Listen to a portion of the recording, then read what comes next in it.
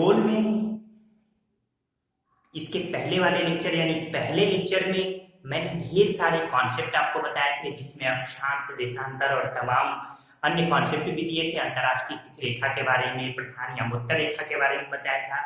आज मैं उन सबका नोट्स वाइज, ताकि आप नोट्स भी बना सकें और इसके अलावा एक एक टॉपिक को और गंभीरता से क्लियर करते हुए, कॉन्सेप्ट देते हुए आपको आगे बढ़ता हूं। तो आज का जो पहला टॉपिक है वो है अक्षांश। देखिए, अक्षांश और अक्षांश रेखा, इन सब में अंतर समझना जरूरी है। अक्षांश यानी लैटिट्यूड, ये आपकी पृथ्वी है, जैसा कि मैंने पिछले लेक्चर में आपको बताया था। पृथ्वी से बिल्कुल, इस पृथ्वी के बिल्कुल बीचों बीच से एक काल्पनिक रेखा अगर हम खींचे, इसी रेखा को, जो कि 0 डिग्री मानी जाती है, इसी रेखा को भूमध्य रेखा या इक्वेटर या विषुवत रेखा कहते हैं। भूमध्य रेखा, इसको विषुवत रेखा भी कहते हैं। अब देखिए कि यहां से ये पूरा, यहां से लेकर यहां तक, आप इसके बचपन में पढ़े होंगे, पता है, ये पूरा 180 डिग्री और ये पूरा 180, यानी ये पूरा 360, तो यहां तक ये हो जाएगा 90 डिग्री। फिर ऐसे ही इधर दोनों साइड में सेम चीजें रहेंगी। तो ये जो दोनों है ना, ये बिंदु है, और इन बिंदु को ध्रुव कहते हैं। रेखाएं नहीं है, बिंदु है। ये उत्तरी और ये दक्षिणी। मैंने उत्तर दक्षिण ये सब बताया था। जब ये विषुवत रेखा 2 बराबर भागों में काट रही है पृथ्वी को, ऊपर वाला हिस्सा उत्तरी गोलार्ध यानी नॉर्दर्न हेमिस्फीयर और नीचे वाला हिस्सा दक्षिणी गोलार्ध यानी सदर्न हेमिस्फीयर के नाम से जाना जाता है। इस तरीके से यह 0 डिग्री से पृथ्वी अपने अक्ष पर 23.5 डिग्री झुकी हुई है। ये देखिए 23.5 डिग्री, यहाँ भी, यहाँ भी। ये जो 23.5 डिग्री उत्तर में है, इसे कर्क रेखा कहते हैं, जबकि ये जो 23.5 डिग्री दक्षिण में है, इसे मकर रेखा कहते हैं। मकर रेखा। तो इस तरीके से ये 23.5, ये 23.5। इसी तरीके से 66.5 डिग्री यानी 66, और फिर ये 66.5 डिग्री। तो 66.5 डिग्री ये उत्तर जो है, ये आर्कटिक वृत्त के नाम से जाना जाता है, और ये अंटार्कटिक वृत्त। एक बार मैं आपको बता दूं कि पृथ्वी का जो आकार है वो मैंने बताया था संतरे की तरह है, यानी बिल्कुल गोलीय भी नहीं है। तो इस रूप में अगर आप पृथ्वी के इस आकार को लेते हैं, तो अब जहां भी, जैसे आलू लीजिए, अगर कहीं से कट कीजिए, तो जो क्षेत्र होगा ना, जो आप रेखा कह रहे हैं, वो दरअसल इस तरीके से बनेगा, यानी वृत्त के रूप में बनेगा। तो ये भूमध्य रेखा, भूमध्य वृत्त भी हो सकता है, यानी विषुवत वृत्त। फिर ये कर्क रेखा नहीं, दरअसल ये कर्क वृत्त है, पर इसे हम अपनी सुविधा के लिए कर्क रेखा, भूमध्य रेखा, मकर रेखा को मानकर चलते हैं। 66.5 डिग्री आर्कटिक वृत्त और ये अंटार्कटिक वृत्त दक्षिण में। ध्यान रखिएगा कि ऊपर जो है उत्तर है और ये जो नीचे है ये दक्षिण है। चूंकि ये जो पॉइंट है, यहाँ एक एक पॉइंट समझने की जरूरत है। उम्मीद है कि ये आप समझ गए होंगे। आइए आगे बढ़ते हैं। यहां पे ये भूमध्य रेखा पर पृथ्वी, एक एक कड़ी में सुलझाते हुए आगे बढ़ रहा हूं। ये अभी मैं अक्षांश से, मैं आपको अक्षांश, देशांतर और तमाम मध्यमान रेखा सब कुछ यहाँ बताते हुए चलूंगा। तो इसे पहले यहाँ देख लेते हैं। ये जो रेखा है भूमध्य रेखा, इसी के यानी किसी दिए गए बिंदु की विषुवत रेखा से या विषुवत वृत्त से उत्तर या दक्षिण की कोणीय दूरी अक्षांश कहलाती है। लिख लीजिए इसे। अक्षांश किसे कहते हैं? किसी दिए गए बिंदु से, किसी दिए गए बिंदु की विषुवत रेखा या विषुवत वृत्त से उत्तर या दक्षिण की कोणीय दूरी अक्षांश कहलाती है। यानी यहां से मान लीजिए ये कोणीय दूरी यहाँ, फिर ये देख रहे हैं, और इन सभी कोणीय दूरी को अगर हम मिला देते हैं तो ये अक्षांश रेखा हो जाती है। यानी भूमध्य रेखा के अलावा, ये देख रहे हैं, भूमध्य रेखा खुद एक अक्षांश रेखा है। इसके अलावा जो अक्षांश रेखाएं हैं, ये भूमध्य रेखा से छोटी होती जाती हैं। यानी ये जो अक्षांश रेखाएं होती हैं, ये भूमध्य रेखा के समांतर होती हैं। ये देख रहे हैं आप लोग। अब कितनी अक्षांश रेखाएं होंगी? चूंकि ये देखिए ये 90 तक है, क्योंकि दोनों साइड ये है, तो ये एक छोड़ दे अगर बीच वाली भूमध्य रेखा, तो यहां से यहां तक ये हो जाएगा 89, फिर नीचे भी ये हो जाएगा 89, और ये बीच एक जो कॉमन है, यानी 9 यानी 179, और ये जो दोनों है ये बिंदु है, तो अक्षांश रेखाओं की संख्या कितनी हो गई? 179। पूछे अगर अक्षांश रेखाओं की संख्या कितनी होती है? 179, और ध्रुवों सहित इनकी संख्या 181 है। ये जो दोनों ध्रुव है ये रेखा नहीं, ये बिंदु की तरह है, पोल है। धीरे धीरे कड़ी में सुझाते हुए आगे बढ़ूंगा। प्रश्न पूछा जाता है अक्षांश रेखाओं की संख्या कितनी होती है, तो इस तरीके से आप अक्षांश और अक्षांश रेखाएं समझ पाए। दो अक्षांशों के बीच की जो दूरी होती है, दो अक्षांशों की, वो 111 किलोमीटर लगभग होती है। ध्यान रखिएगा कि दो अक्षांशों के बीच की दूरी कितनी होती है? 111 किलोमीटर। याद रहेगा, दो अक्षांश मतलब 0 डिग्री से आप 1 डिग्री बढ़े 111 किलोमीटर। इस तरीके से ये दो अक्षांशों के बीच की दूरी 111 किलोमीटर होती है। इसे भी नोट डाउन कर लीजिए। अब ये जो अक्षांश की अगर हम बात करें, तो ये जो भूमध्य रेखा है, क्योंकि ये वृत्त के रूप में है, और भूमध्य रेखा को अगर छोड़ दिया जाए तो ये जितने अक्षांश है ये धीरे धीरे इससे छोटे होते जाते हैं, चाहे ये नीचे हो चाहे ये ऊपर हो। एक समय ऐसा आता है जब ये बिंदु बंद हो जाते हैं, तो केवल ये जो भूमध्य रेखा है बस इसी को वृहत वृत्त कहते हैं। यानी अक्षांशों में भूमध्य रेखा वृहत वृत्त के नाम से जानी जाती है, बाकी सभी अक्षांश लघु वृत्त के नाम से जाने जाते हैं। समझ में आया आपको? देशांतर में थोड़ा अलग है, उसे भी मैं बताऊंगा, पर आप ये अक्षांश समझिए। ये जो 0 डिग्री से, चूंकि सूर्य की किरणें यहाँ इस भूमध्य रेखा पर वर्षभर लंबवत पड़ती हैं, इस कॉन्सेप्ट में आके बताऊंगा। वर्षभर लंबवत पड़ती हैं, क्यों पड़ती हैं, कैसे, ये सब मैं अभी बताऊंगा। इस कारण से ये जो 23.5 डिग्री का जो झुकाव है सूर्य का, तो ये जो एरिया है, यानी ये 23.5 डिग्री उत्तर और ये 23.5 डिग्री दक्षिण, यानी मकर और कर्क रेखा के बीच का ये जो है ये पूरा का पूरा उष्णकटिबंधीय क्षेत्र है। यानी यहाँ गर्मी बहुत ज्यादा पड़ती है, जबकि इसके ऊपर का जो क्षेत्र है 66.5 डिग्री, ये अब गर्मी थोड़ी कम होती जाती है, क्योंकि हम ध्रुवों के जैसे जैसे करीब जाते हैं या भूमध्य रेखा से जैसे जैसे हम दूर जाते हैं, वैसे वैसे गर्मी कम होती जाती है। तो ये जो है उपोष्ण कटिबंधीय क्षेत्र है, यानी थोड़ी गर्मी यहाँ कम पड़ती है, जबकि इसके ऊपर अब ये शीतोष्ण कटिबंधीय क्षेत्र या शीत वाले क्षेत्र हो जाते हैं। तो इस तरीके से भूमध्य या विषुवत रेखा से दूर जाने पर अक्षांशों की लंबाई घटती जाती है। इसके अलावा भूमध्य रेखा से दूर जाने पर धीरे धीरे गर्मी जो है वो कम होने लगती है, यानी भूमध्य रेखा के आसपास वर्ष भर बहुत ज्यादा गर्मी पड़ती है। ये जो क्षेत्र है ना, ये जो मिडिल ये अमेरिका है, इसके अलावा जो अफ्रीका में अन्य जो देश हैं केन्या वगैरह, ये सब क्षेत्र, इन सब क्षेत्रों में भूमध्य रेखा पड़ जाती है। यही कारण है कि यहाँ गर्मी बहुत ज्यादा होती है। जहां भी गर्मी होगी वहां निश्चित रूप से जो गर्म हवाएं होती हैं, आप जानते हैं कि वो गर्म हवाएं ऊपर उठती हैं, क्योंकि वो हल्की होती जाती हैं। तो गर्म हवाएं जब ऊपर उठेंगी तो निर्वात तो रह नहीं सकता है, हवा के बिना जीवन संभव नहीं है। तो आसपास की हवाएं तेजी से उस निम्न वायुदाब के क्षेत्र को फाड़ने के लिए आती हैं।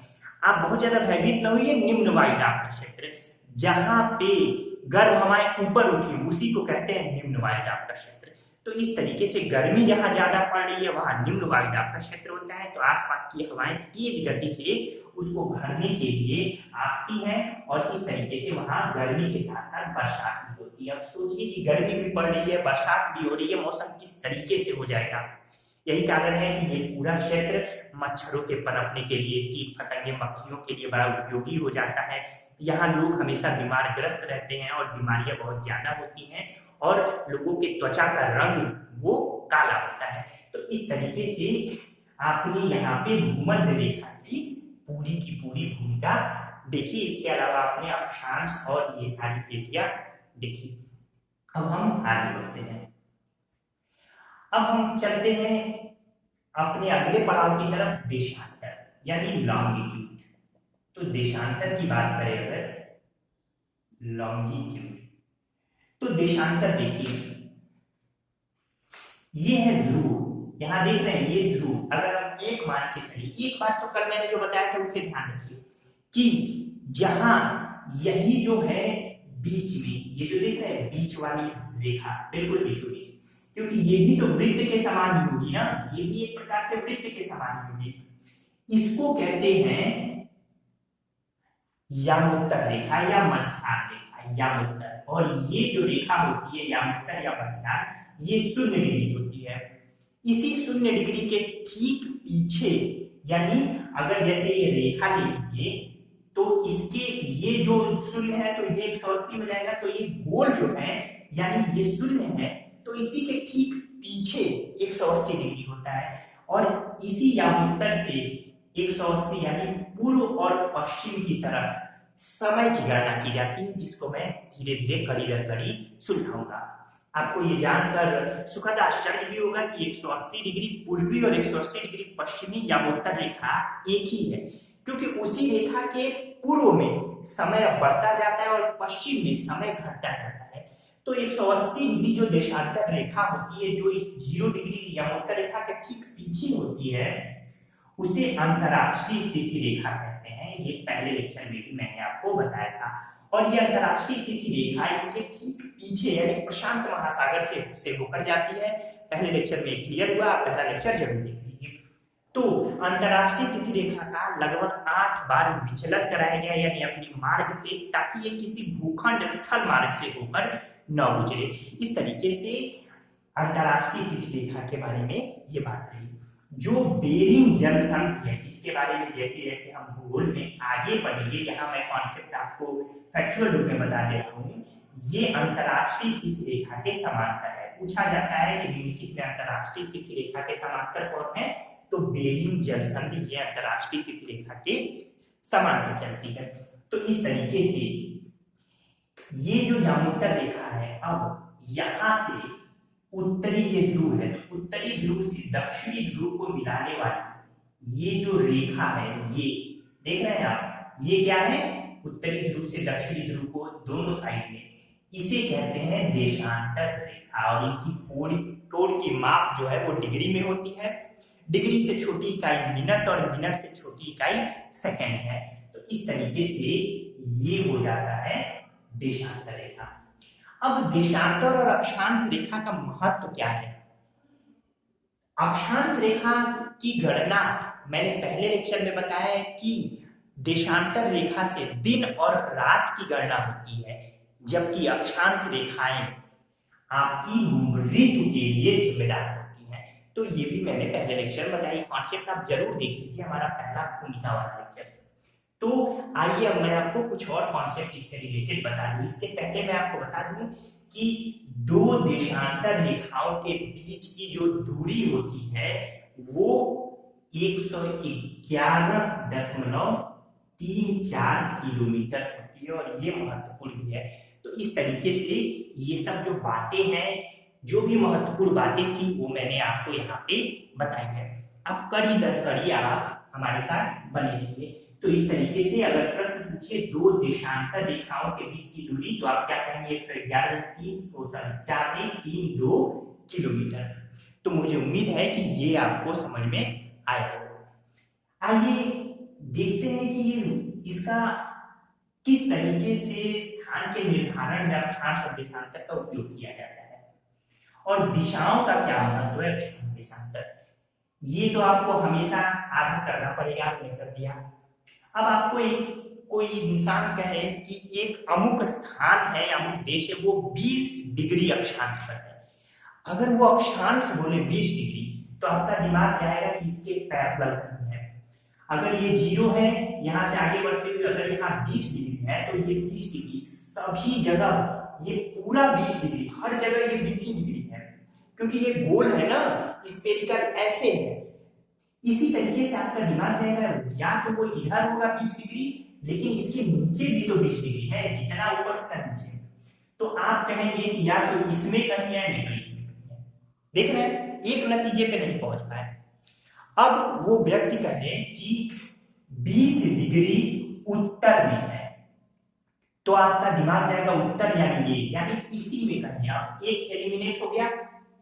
तो ये महत्व है, यही कारण है कि अक्षांश रेखाओं को हमेशा उत्तर या दक्षिण से निरूपित करते हैं। याद रहेगा, लिखेंगे अक्षांश की तो 20 डिग्री उत्तर है यानी अक्षांश।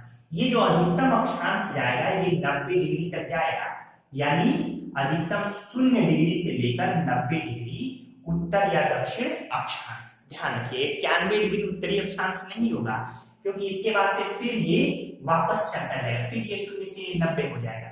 याद रहेगा। चलिए, अब यहाँ हमें इस पूरे इतनी जगह ग्लोब पर अब उस अमुक स्थान को वास्तव में निर्धारित करने की अब देशांतर की जरूरत पड़ती है। आपको अमुक व्यक्ति, एक व्यक्ति, वही व्यक्ति कहे कि वह 40 डिग्री देशांतर पर है। अब आपका दिमाग जाएगा कि देशांतर की गणना ऐसे की जाती है, इसके यानी ये देख रहे हैं ये देशांतर इधर दोनों साइड, तो दोनों साइड ध्यान रखिएगा कि देशांतर रेखाएं हर जगह बराबर होती है, प्रत्येक जगह। अक्षांश रेखाएं छोटी होती जाती है लेकिन देशांतर रेखाएं प्रत्येक जगह बराबर होती है। यही कारण है कि सभी देशांतर रेखाएं वृहत वृत्त के नाम से जानी जाती है, लेकिन केवल विषुवत वृत्त जो होता है वही, यानी अक्षांश रूप में केवल विषुवत वृत्त जो है वो वृहत वृत्त के नाम के रूप में जाना जाता है। समझ में आया कि सभी देशांतर रेखाएं वृहत वृत्त हैं और विषुवत रेखा या विषुवत वृत्त भी वृहत वृत्त है। तो अब आपका दिमाग ये 40 डिग्री से सामने का है, तो आपका दिमाग कहाँ गया? आप कहेंगे कि ये 40 डिग्री, जैसे यहाँ अक्षांश में आपने 0, 1, 2 ऐसे लिया, वैसे ही अब आप इस तरीके से जाएंगे इसके सापेक्ष। ये जो लाइन है, ये जो मैंने शुरू में बताया यामोत्तर, ये 0 डिग्री यानी ये पूरा का पूरा 0 है। तो इसके बाद आप 1, 2, 3 ऐसे करके आगे बढ़ेंगे। तो मान लीजिए आप 40, ये तो तय है कि आप जानते हैं कि इसी रेखा पर चलना है क्योंकि अक्षांश आपका फिक्स है, यानी यहां से आप ले चलेंगे तो 40। अब पता चला कि ये 40 जो है वो यहाँ पे आया, तो इस तरीके से आप ये कह लेंगे कि, पर एक और बात, उसने केवल 40 डिग्री देशांतर कहा है, तो जितना आप ऊपर जाएंगे उतना ही आप नीचे भी जाएंगे अगर वो व्यक्ति अक्षांश में उत्तर नहीं बोलेगा तो। यही कारण है कि यहाँ देशांतर में अब ये इधर या फिर इधर, ठीक। उस व्यक्ति ने आपको बोल दिया उत्तर, तो आप इधर तो नहीं गए, क्यों? क्योंकि भाई उत्तर में ही जाना है। लेकिन जितना 40 डिग्री आप पूर्व दिशा में गए हैं उतना ही 40 डिग्री आप पश्चिम दिशा की ओर भी तो जाएंगे। तो इस तरीके से देशांतर बताने के बाद भी आपके पास 2 स्थान हो गए, इसलिए देशांतर में भी दिशा का निरूपण किया जाता है और ये दिशा या तो पूर्व होती है या पश्चिम होती है। क्यों? क्योंकि आपने देख लिया कि ये यामोत्तर रेखा से इसका मापन किया जाता है, या तो ये पूर्व दिशा में नहीं तो पश्चिम दिशा में। इस तरीके से उसने कहा कि 40 डिग्री पूर्व। अब आप इसको हटा देंगे, यानी ये अब आप बता देंगे कि जो अमुक ग्लोब पर आपने लोकेशन दिखा दिया कि अमुक व्यक्ति जिस लोकेशन की बात कर रहा है वो ये है। इस तरीके से अक्षांश और देशांतर का महत्व है। अक्षांश के लिए उत्तर और दक्षिण का प्रयोग, जबकि देशांतर के लिए पूर्व और पश्चिम का प्रयोग करते हैं। उम्मीद है कि आपको अक्षांश और देशांतर का हमारा ये जटिल जो कॉन्सेप्ट आपको लगता है वो सरल रूप में समझ में आया होगा। कड़ी दर कड़ी बड़ी आसान, बड़ा आसान है भूगोल, बसंते आप कड़ी दर कड़ी सुलझाते हुए आगे बढ़े। तो अब आगे बढ़े, चलिए। आपने क्या क्या देखा कि अक्षांश देखा, किसी दिए गए बिंदु की विषुवत वृत्त से उत्तर या दक्षिण की कोणीय दूरी अक्षांश होती है। फिर भूमध्य रेखा के समांतर उत्तर या दक्षिण खींची गई जो रेखा होती है वो अक्षांश रेखा कहलाती है। इसी तरीके से उत्तरी ध्रुव को दक्षिणी ध्रुव से मिलाने वाली रेखा देशांतर रेखा कहलाती है, यानी लाइन ऑफ लॉन्गिट्यूड कहलाती है। इसी तरीके से अगर हम बात करें तो देशांतर जो है वो ग्रीनविच के या तो पूर्व में या पश्चिम में मापा जाता है, ये भी आपने देख लिया। तो इस तरीके से ढेर सारी अन्य बातें भी आपने देखी। फिर दो अक्षांशों के बीच की दूरी लगभग 111 किलोमीटर होती है, जबकि दो देशांतर के बीच की दूरी 111.32 किलोमीटर होती है। इसी भी आपने देखा। प्रधान या उत्तर रेखा आपने देखा, जिसे ग्रीनविच टाइम भी कहते हैं। ये जो प्रधान या उत्तर रेखा है, ये आप देखिए, ये जो प्रधान या उत्तर रेखा है, ये बिल्कुल बीचों बीच से यहाँ जा रही है। ये ग्रीनविच, लंदन का ग्रीनविच टाइम स्थान है, ग्रीनविच। तो यहीं से, इसी लंदन के ग्रीनविच से समय की गणना मापी जाती है। आइए मैं आपको एक देश को लेकर ये मानक समय बता दूं। ये जो 0 डिग्री ग्रीनविच टाइम है, इसे ही जीएमटी यानी ग्रीनविच मीन टाइम कहते हैं, जो कि 0 डिग्री होता है। इस जीएमटी के आगे बढ़ेंगे तो समय प्लस में होगा, और इस जीएमटी के पीछे आएंगे तो समय माइनस में होगा। तो इस तरीके से आइए मैं कुछ अन्य चीजें भी आपको समझा दूं। एक बात आप याद रखिए कि जो भारत है, अभी आप बस इतना याद रखिए, वो उत्तरी पूर्वी गोलार्ध में स्थित है। उत्तरी पूर्वी गोलार्ध यानी देशांतर रूप में वो पूर्व में, अब उत्तरी पूर्वी में आप समझ जाना चाहिए, अक्षांश रूप में उत्तर और देशांतर रूप में पूर्व यहाँ है। कर्क रेखा भारत के बिल्कुल बीचों बीच से होकर जाती है। भारत का, अगर मैं भारत का अलग से आपको मैप यहाँ बना दूं, ये भारत का एक रफली मैप अगर मैं आपको बनाऊं, तो ये देखिए, ये जो अक्षांशीय विस्तार है भारत का, यहाँ 8 डिग्री 4 मिनट से शुरू होता है मुख्य भूमिका। अंडमान निकोबार थोड़ा नीचे है और इसका विस्तार 6 डिग्री 4 मिनट से शुरू हो जाता है। तो 8 डिग्री 4 मिनट से 37 डिग्री 6 मिनट तक है। इकाई उत्तर, क्योंकि उत्तरी अक्षांश में है। अगर हम इसकी देशांतर की बात करें तो 68 डिग्री 7 मिनट से लेकर ये 97 डिग्री 25 मिनट तक है। ठीक, ये 97 डिग्री 25 मिनट। यहाँ पे देखिए, मिनट को एक बार में, जबकि सेकंड को डबल में डिनोट करते हैं। इस तरीके से भारत का अक्षांशीय विस्तार 37 डिग्री 6 मिनट से उत्तर, ऊपर यहाँ पे और नीचे 8 डिग्री 4 मिनट। फिर देशांतरी विस्तार 68 डिग्री 7 मिनट से 97 डिग्री 25 मिनट। यानी ये भारत का सबसे पश्चिमी पॉइंट है, ये गुजरात है, जबकि सबसे पूर्वी अरुणाचल प्रदेश है। यानी अगर हम इस जीएमटी से गणना करें, ये 0 डिग्री, तो इस जीएमटी से हम 68 डिग्री 7 मिनट आगे हैं, यहाँ ध्यान दीजिए। ठीक, जबकि ये 97 डिग्री 25 मिनट है। इसके पहले आपने देखा पहले लेक्चर में कि पृथ्वी 360 डिग्री पूरा घूमती है 24 घंटे में, यानी एक दिन में। इस तरीके से यानी 24 घंटे पृथ्वी को घूमने में 360 डिग्री लगता है। तो एक घंटे में 360/24 यानी 15 डिग्री, यानी एक घंटे में पृथ्वी 15 डिग्री घूम जाएगी। तो इस तरीके से यहाँ आपने देखा कि 15 डिग्री अगर पृथ्वी मूव कर रही है, समझ रहे हैं, ध्यान से समझिए, तो 1 घंटा लग रहा है। तो ये 0 डिग्री से भारत का सबसे पश्चिमी बिंदु 68 डिग्री 7 मिनट हो गया ना, और 68 डिग्री के हिसाब से हर 15 डिग्री 1 घंटा समय आगे बढ़ा। इसी तरीके से 97 डिग्री 25 मिनट में समय दूसरा हो जाएगा। तो ये समय, तो भारत का पश्चिमी पॉइंट और भारत का पूर्वी पॉइंट, दोनों के समय में अंतर हो गया। समय में कितना अंतर होगा? 97-25 से 68, 97-25 से आप 68 डिग्री 7 मिनट घटा दीजिए, इसे अब छोड़ दीजिए, इसे घटाइए 68, लगभग 29 मान लीजिए, तो लगभग ये 30 डिग्री अगर मैंने मान लिया, लगभग मान लिया, इसे भी जोड़ेंगे तो ये 32 हो जाएगा। तो 29 डिग्री 32 मिनट, तो इसे मैंने 30 डिग्री मान लिया। तो 15 डिग्री में 1 घंटे का अंतर, तो 30 डिग्री में 2 घंटे का अंतर हो जाएगा। यानी भारत के गुजरात और अरुणाचल प्रदेश में ही 2 घंटे का अंतर हो गया। देख रहे हैं समय का ये, यानी भारत का सबसे पश्चिमी बिंदु और भारत का सबसे पूर्वी बिंदु, इन दोनों में 2 घंटे का अंतर पाया जाता है। ये कमी केवल भारत के साथ नहीं, पूरी दुनिया, इसी तरीके से पूरी दुनिया के साथ ये कमी है। इसलिए दुनिया के प्रत्येक देश ने अपना मानक समय निर्धारित किया है, मीन पॉइंट टाइम निर्धारित किया है, स्टैंडर्ड टाइम निर्धारित किया है। और स्टैंडर्ड टाइम अलग अलग देशों के अलग अलग है। रूस के 11 है, हालांकि 2011 में संशोधन करके 9 स्टैंडर्ड टाइम हो गए हैं।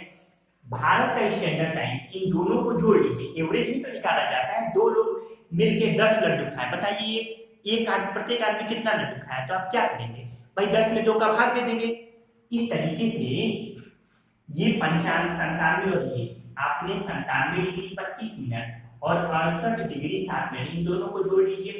7 7 14 15, 9 से 15 16, ये 32, तो लगभग 165 डिग्री 32 मिनट हो जाएगा। इसे अभी यहाँ पे रहने देते हैं। तो इन दोनों को जोड़ के इसका आधा, यही तो औसत है। तो ये इसको हटा देते हैं, तो 2, ये 8, ये 2, फिर 82.5 डिग्री हो गया। क्यों? अगर आप बिल्कुल मैथ्स नहीं जानते हैं तो यहाँ देख लीजिए, 2 8 16 कट गया 5, 2 दूनी 4, फिर ये 1 हुआ तो 82 सही 1/2, ये 1/2 मतलब आधा, यानी 82 डिग्री 30 मिनट। देख रहे हैं, ये भारत का मीन टाइम है, 82 डिग्री 30 मिनट भारत का माध्य समय है, जो कि इलाहाबाद के यहाँ पे नैनी से होकर गुजरता है। इलाहाबाद के नैनी से होकर गुजरता है। हालांकि ये मिर्जापुर के पास से होकर गुजर रहा था, अंग्रेजों का समय था, इलाहाबाद मुख्यालय था, तो उन्होंने थोड़ा सा फ्लक्चुएट करके इसे नैनी से होकर गुजार दिया, और ये भारत का मीन टाइम 82.5 डिग्री 30 मिनट है। देख रहे हैं, अब इसी मीन टाइम से सब समय की गणना की जाती है, चाहे उस देश के लिए चाहे यहाँ से। तो अब भारत का समय यामोत्तर से, यानी 0 डिग्री से लंदन से कितना आगे है, देखिए यहाँ पे। तो आपने यहाँ देखा कि 15 डिग्री मूव कर रहा है, तो 1 घंटे ले रहा है। तो भारत का ये समय 82.5 डिग्री मूव किया है, यानी 15 × 75 और 7.5, तो 82.5 को आप 75 घन 7.5 डिग्री भी तो लिख सकते हैं। तो ये 75 यानी 15 × 75 यानी 5 घंटे, और ये 7.5 मतलब 1 घंटे का आधा, यानी 30 मिनट। यानी भारत का जो समय है वो जीएमटी से कितना आगे है, तो +5.30 ये जीएमटी। समझ गए कैसे ये समय निकाला जाता है। अगर यही हम पीछे जाते तो समय माइनस हो जाता है इस जीएमटी से। अगर ग्रीनविच टाइम ये 0 है, इससे हम पीछे जाते तो क्योंकि पश्चिम की तरफ जा रहे हैं और सूर्य पूर्व में निकलता है, इसलिए हम समय को यहाँ माइनस कर देते। तो इस तरीके से उम्मीद है कि आप समय निकालना सीख गए होंगे। भारत के पूर्वी और पश्चिमी क्षेत्र में कितना अंतर है, तो ये अंतर कितना है, ध्यान रखिए, 2 घंटे का। मान लीजिए कि अरुणाचल प्रदेश में अगर सुबह के 5 बजे सूर्योदय हो रहा है, सुबह के 5 बजे, तो गुजरात में वो सूर्योदय कितने बजे होगा, तो 2 घंटे का अंतर होगा। अरुणाचल प्रदेश सूर्य पहले पूर्व में निकलेगा, तो अरुणाचल प्रदेश में सूर्योदय 5 बजे हो जाएगी। लेकिन चूंकि यहाँ और यहाँ में 2 घंटे का अंतर है, इसलिए 2 घंटे बाद गुजरात में सूर्योदय होगा। तो यहाँ पे 7 बजे ये सूर्योदय होगा, क्योंकि हम समय पीछे जा रहे हैं। और पहले कहाँ पे सूर्योदय होगा, यहाँ पे, यानी 12 AM पहले यहाँ पे होगा, फिर धीरे धीरे हम पीछे बढ़ेंगे। तो इस तरीके से उम्मीद है कि आप ये चीजें समझ गए होंगे। समय और ये कॉन्सेप्ट है, कॉन्सेप्ट बड़ा महत्वपूर्ण है भूगोल में, बिना कॉन्सेप्ट के कुछ होने जाने वाला नहीं है। ये जीएमटी का कॉन्सेप्ट और तमाम कॉन्सेप्ट आप समझ गए होंगे। अगर कोई भी दिक्कत हो, आपको लग रहा हो कि अभी भी समझने में दिक्कत है, जो भी दिक्कत हो आप कमेंट कीजिए ना, हमें कमेंट कीजिएगा, हम आपकी सारी प्रॉब्लम सुलझाएंगे। अगले लेक्चर में जो भी आप दिक्कत अपनी बताएंगे उन्हें मैं पहले समझाऊंगा, तब मैं आगे बढ़ूंगा, क्योंकि ये क्लास की तरह है। चलिए, तो इस तरीके से ये उम्मीद है कि आप समय को पूरा अच्छी तरीके से समझ पाएंगे। तो मुझे उम्मीद है कि अब हम ये अक्षांश, देशांतर, कर्क रेखा, फिर मकर रेखा, आर्कटिक वृत्त, अंटार्कटिक वृत्त, इसके अलावा अंतरराष्ट्रीय तिथि रेखा, प्रधान यामोत्तर रेखा, इन सब का कॉन्सेप्ट बेहतर ढंग से समझ पाए होंगे। मैंने आपको समझाने की कोशिश की, और अगर आप हमारा पहला लेक्चर देख चुके होंगे और इस लेक्चर को अब तक देख लिया होगा, तो अब आपको इन सब कॉन्सेप्ट में दुविधा कदापि नहीं होगी। यहाँ छोटा सा पॉइंट है कि जो भूमध्य रेखा है वो कितने देशों से होकर जाती है, कर्क रेखा कितने देशों से और मकर रेखा कितने देशों से। अभी तो मैंने आपको दुनिया के देशों के बारे में नहीं बताया, उनकी अवस्थिति नहीं बताई तमाम, तो उन देशों को यहाँ बताना कि कौन कौन से देश हैं शायद आपके साथ बेईमानी हो सकती है अगर आप सुन रहे हैं तो। फिर भी मैं इसलिए बता दे रहा हूँ ताकि कम से कम दुनिया के उन देशों के नाम तो आप अपने ये अंतःकरण में बसा सके। आइए देखते हैं। सबसे पहले आप लिखिए कि भूमध्य रेखा किन किन देशों, भूमध्य रेखा को विषुवत रेखा भी कहते हैं, किन किन देशों से होकर जा रही है। तो ये देखिए इक्वाडोर, हम शुरू कर रहे हैं पश्चिम से होकर पूर्व तक की। इक्वाडोर के बाद कोलंबिया, कोलंबिया के बाद ये ब्राजील है, फिर ये गैबन से होकर जाती है, फिर आप आगे बढ़ेंगे तो कांगो और कांगो गणराज्य, ये दो अलग अलग हैं, ये ध्यान रखिएगा। ये सब में आप करीब साथ तो बने रहिए, जबकि भूगोल पूरा विश्व का समाप्त होगा तो आपका कॉन्सेप्ट बड़ा बेहतरीन हो चुका होगा। कांगो गणराज्य के बाद से फिर युगांडा, फिर केन्या, इसके बाद से सोमालिया, सोमालिया के बाद से फिर मालदीव, मालदीव के बाद से अब इंडोनेशिया। अब हम पूर्व की तरफ आ गए भारत के, अब आगे की तरफ इंडोनेशिया के बाद से किरिबाती, ये किरिबाती भी एक द्वीप है, ठीक है। तो जब आप आगे बढ़ेंगे इंडोनेशिया और आसपास के क्षेत्रों में तो मैं इसको पूरा समझाऊंगा। एक और जो देश है वो है साओ टोम और प्रिंसिप, ये जो अफ्रीका है, अफ्रीका के यहाँ पे ये साओ टोम और प्रिंसिप है, ठीक है, ये अफ्रीका के इधर है, ध्यान रखिएगा। ये एक अलग स्वतंत्र देश के रूप में अपनी भूमिका या स्वतंत्र क्षेत्र के रूप में गणराज्य के रूप में अपनी भूमिका निभा रहा है। तो इस तरीके से ये पूरा का पूरा भूमध्य रेखा पर स्थित जो देश है वो आपने यहाँ पे देखा। अब भूमध्य रेखा आपने नोट कर लिया होगा। अब भूमध्य रेखा के बाद से हम कर्क रेखा को देख लेते हैं, जो कि बिल्कुल ये उत्तर की तरफ से होकर जाती है, ये उत्तर, ये कर्क रेखा है, ये आपने पहले देखा। तो आइए अब हम लोग कर्क रेखा देखते हैं। कर्क रेखा पश्चिम से शुरुआत करें तो सबसे पहले हवाई द्वीप, हवाई द्वीप पर वर्तमान में यूएसए का कब्जा है, यानी ये अमेरिका के अधीन है। इसके बाद से माली, माली के बाद से मारितानिया, मारितानिया एक देश, फिर नाइजर, नाइजर के बाद से फिर अल्जीरिया, अल्जीरिया के बाद से ये चाड हो जाएगा, फिर लीबिया, इसके बाद से सऊदी अरब, सऊदी अरब हम इधर पश्चिम से पूर्व की तरफ बढ़ रहे हैं, फिर ये मिस्र हो जाएगा, फिर संयुक्त अरब अमीरात यूएई हो जाएगा, इसके बाद भारत, भारत के बाद से अब आगे पूर्व की तरफ बढ़ेंगे तो ये बांग्लादेश से कर्क रेखा होकर गुजरेगी, फिर म्यांमार से होकर गुजरेगी, फिर चीन से, फिर ओमान से और इसके बाद से ताइवान से होकर गुजरेगी। तो इस तरीके से इतने देशों से होकर ये कर्क रेखा गुजरती है, तो ये भी आप नोट डाउन कर लीजिए। आइए अब हम मकर रेखा की तरफ बढ़ते हैं। मकर रेखा किन किन देशों से होकर गुजरती है आपके लिए जानना जरूरी है। मकर रेखा यानी ये हम दक्षिण में अब आ गए हैं, ये देख रहे हैं, यानी दक्षिण अमेरिका, ये मकर रेखा।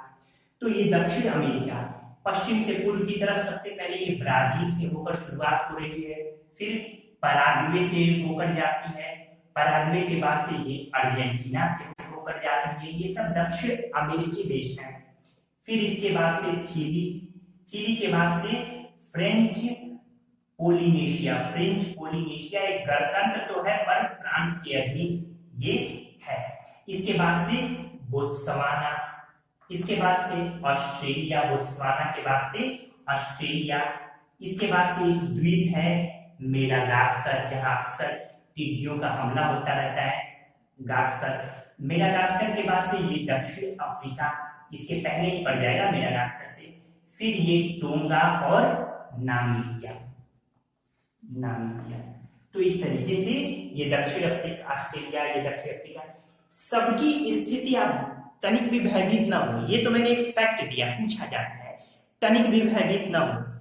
सबकी स्थिति मैं बताऊंगा, आप नोट करके रखे रहेंगे, दिमाग में रखे रहेंगे, सुनी रहेंगे मेरा आजकल बीएड टूंगा बीएड। तो जब मैं कॉन्सेप्ट बताऊंगा ना बड़ा इजी हो जाएगा। तो जरा भी अपने मन में स्ट्रेस ना लीजिए कि अरे क्या बता दिया, इतने देश बता दिया। आप चाहे तो आपको नहीं मन करता स्किप कर लीजिए।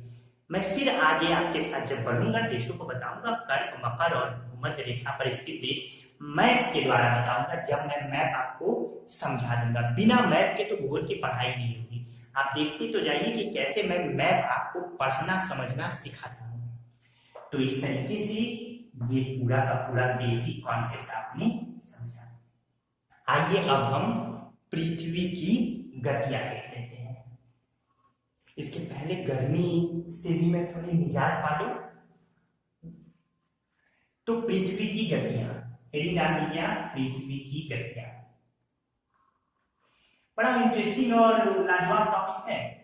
दो प्रकार की पृथ्वी की गतियां होती हैं, एक रोटेशन यानी घूर्णन गति, रोटेशन, और एक परिक्रमण यानी रिवॉल्यूशन, रिवॉल्यूशन।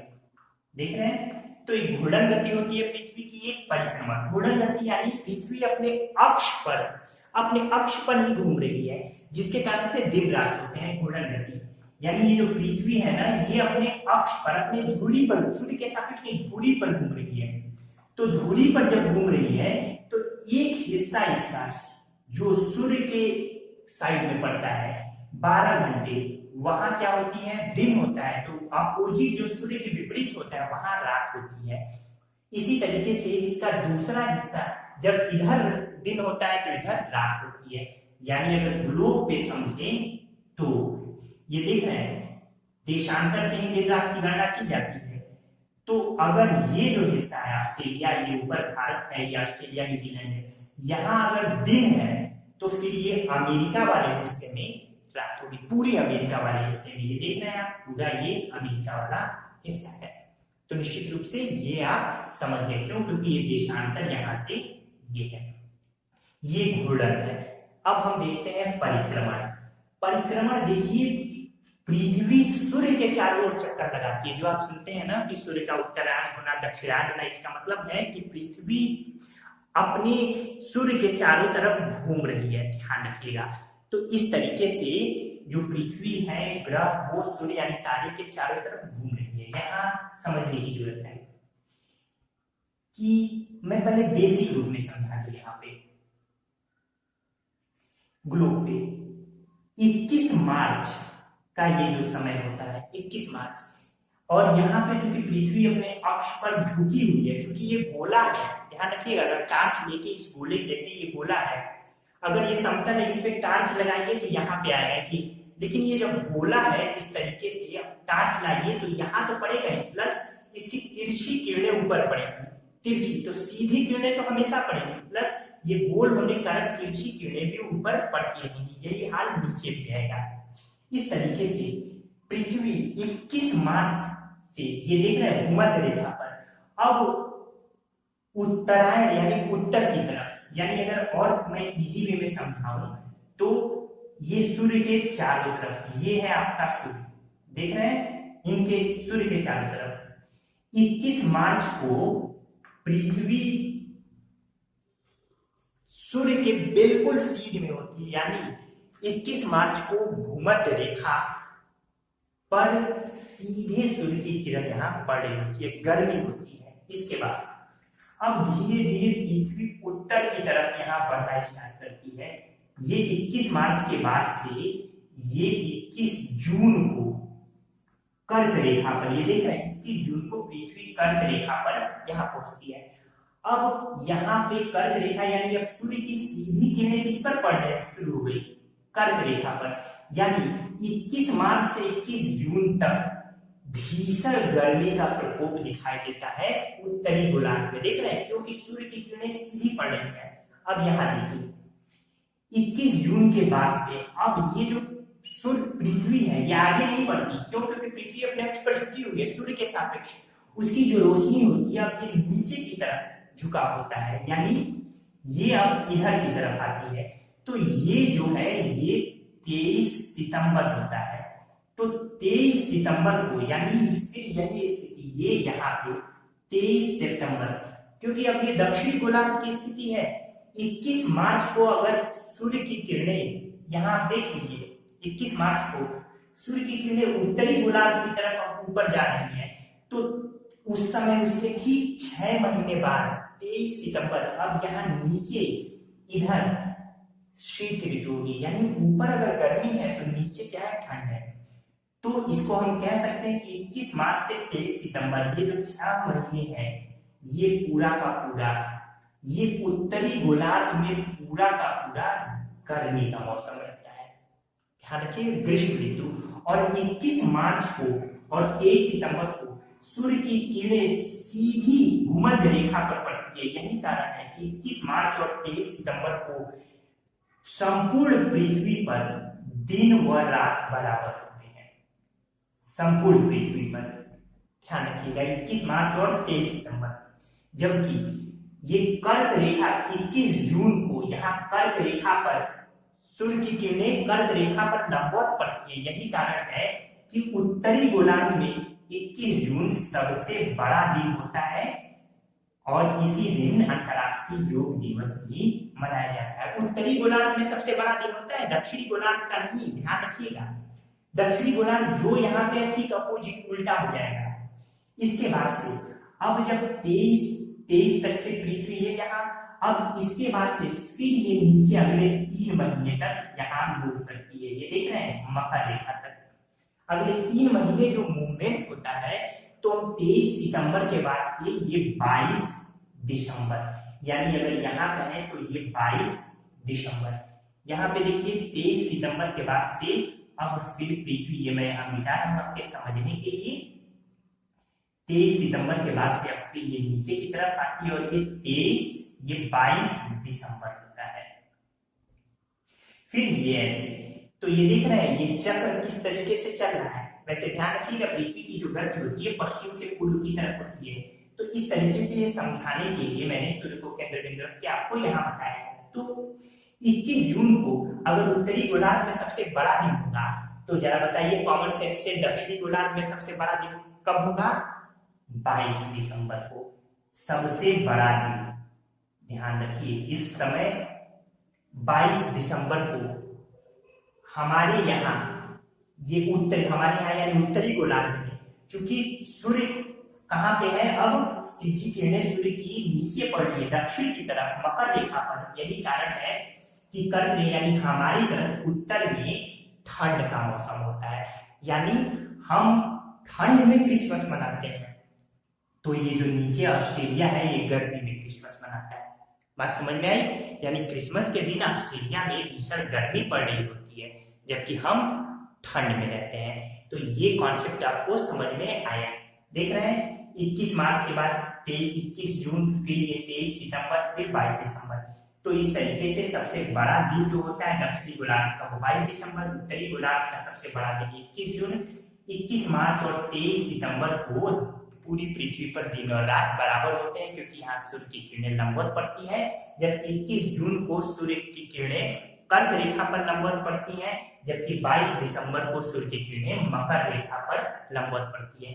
यानी सूर्य जो है, यूं कहिए कि सूर्य की किरणें जो है वो कर्क रेखा से मकर रेखा के बीच में ही फ्लक्चुएट करती रहती हैं। इस तरीके से ये जो ऊपर का हिस्सा है जो कि ध्रुव कहलाता है, वही यहाँ जो नीचे का हिस्सा ध्रुव कहलाता है, इन ध्रुवों पर 6 महीने की दिन देख रहे हैं, ये 3 महीने ये 3 महीने ये, तो जब इधर होगा तो ये 6 महीने का दिन होगा यहाँ, और जब यहाँ 6 महीने की रात होगी।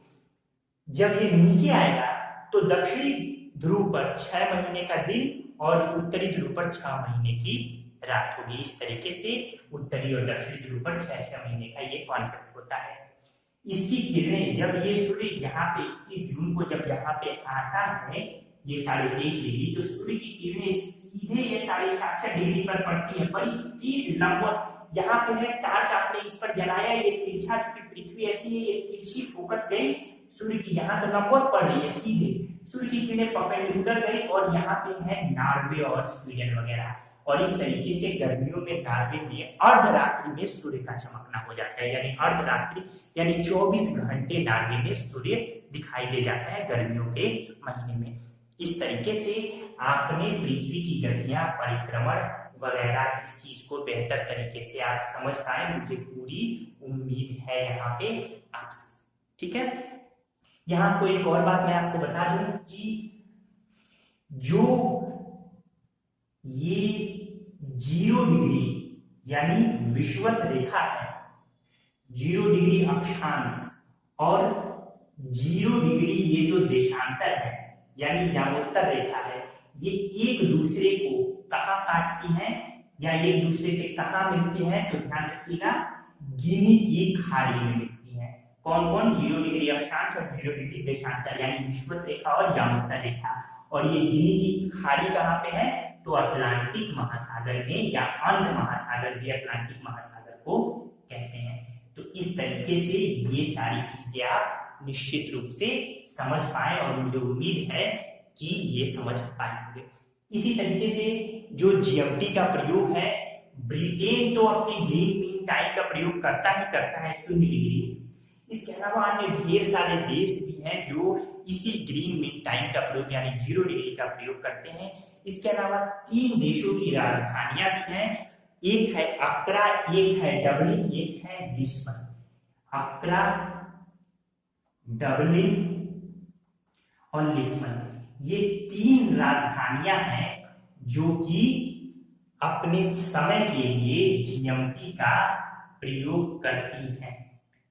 अक्रा कहाँ की राजधानी है? घाना की राजधानी है, घाना देश की। डबलिन कहाँ की राजधानी है? आयरलैंड की राजधानी है। और लिस्बन ये पुर्तगाल की राजधानी है। तो इस तरीके से ये पूरा का पूरा कॉन्सेप्ट ये पूछा जाता है, इसलिए मैंने यहाँ आपको बता दिया कि अब घाना की राजधानी अक्रा, आयरलैंड की राजधानी डबलिन और पुर्तगाल की राजधानी लिस्बन अपनी समय मापन के लिए जीएमटी का प्रयोग करती है।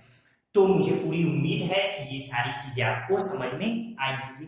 एक और यहाँ पे जाते जाते हम चर्चा कर लेते हैं उपसौर और अपसौर की। तो ध्यान रखिए, 3 जनवरी का जो दिन होता है उस समय सूर्य पृथ्वी के सबसे नजदीक होता है, यानी यूं करके पृथ्वी सूर्य के सबसे नजदीक होती है, सबसे नजदीक। ये जो 3 जनवरी का दिन होता है इसे ही उपसौर के नाम से जानते हैं। जबकि जो 4 जुलाई का दिन होता है, इस दिन पृथ्वी सूर्य से सबसे ज्यादा दूरी पर होती है, सबसे ज्यादा दूर, लगभग 15.2 करोड़ किलोमीटर। इसे अपसौर के नाम से जानते हैं। तो इस तरीके से उपसौर यानी पेरिहेलियन, अपसौर यानी एपेहेलियन, एपेहेलियन। तो इस तरीके से ये उम्मीद है कि आपको ये सारी चीजें समझ में आई होंगी। अपसौर उपसौर भी आपकी परीक्षाओं में अक्सर पूछ लिया जाता है। फिर आप लीप ईयर तो जानते ही हैं, क्योंकि आप जानते हैं पृथ्वी एक बार अपना पूरा सूर्य के चारों तरफ चक्कर लगाने में 365 दिन और 6 घंटे लेती है। गणना के लिए इस 6 घंटे को हम निकाल देते हैं, 365 दिन करते हैं, लेकिन 4 साल में या 6 घंटे मिलकर 24 घंटे यानी 1 दिन हो जाते हैं। यानी प्रत्येक 4 साल में फरवरी जो होती है वो 28 दिन नहीं बल्कि 29 दिन की हो जाती है प्रत्येक 4 वर्ष में।